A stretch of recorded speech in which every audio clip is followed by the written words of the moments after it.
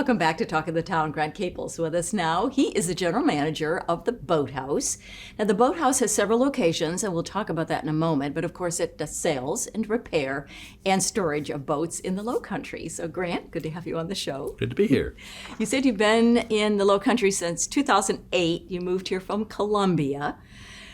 And things have just exploded, of course, since the recession, but certainly in the last few years, more and more people are buying boats, are even renting boats.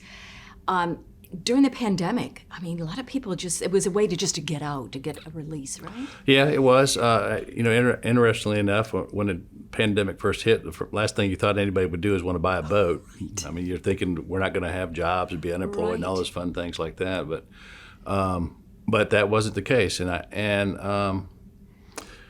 so the demand has through the roof. The demand is definitely way above the ability of manufacturers to keep up. So it's been, that it's created a different challenge than when I originally started with boating, when nobody wanted to buy a boat. Now everybody wants to buy a boat. So that's good, but it also it's allowed us to expand our facilities and try to provide as much access for people to use their boats, and so we've. Let's start at Squire Pope Road, okay. And then we'll talk about Palmetto Bay and then Okatie. But Squire Pope, what's going on there? So what we did with Squire Pope is, in an effort to add more storage, we took the sales and service building that was originally built in '87 and demolished it and built a new Drystack facility, which includes 80 new indoor spaces and also includes a new service department and a new sales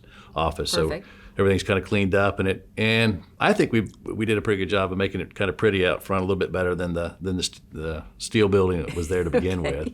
And then while doing that, we needed a place to hide for a minute or two, so that was expanding over into Palmetto Bay. And so in Palmetto Bay, what we did is we renovated the Yacht Service Center building there.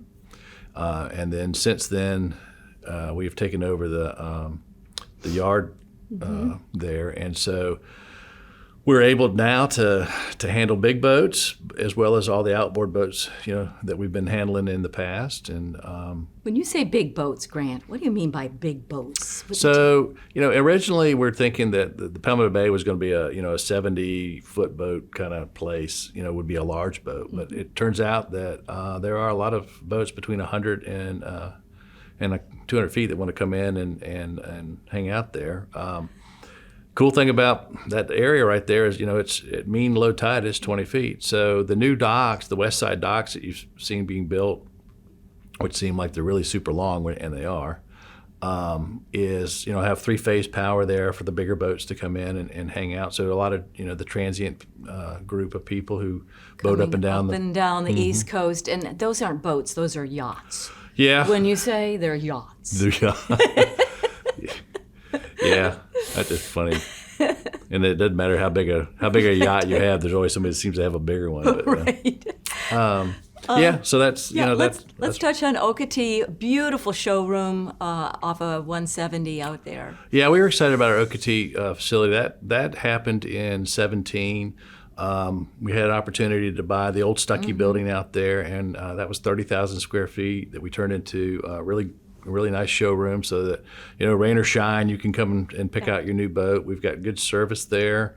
We've recently developed some of the acreage that we had behind there for trailer and RV storage back there. So cool. You got a really cool spot for that if you're if you're still into trailing your boats. And Very but good. Over time we'll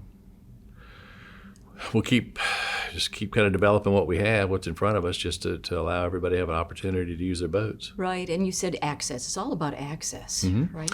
Yeah, it's going to be challenging. I mean, just they're not going to build that much more, spaces for water access. So, DNR, the city, and even private people have to do the best they can to allow people to use their boats, which we're all for. Well, Grant, I've got a lot more questions, but we've run out of time, so we'll have you back for sure. All right, great. Grant Kaple with the Boathouse, and we'll be right back with Talk of the Town. Don't go away, everyone.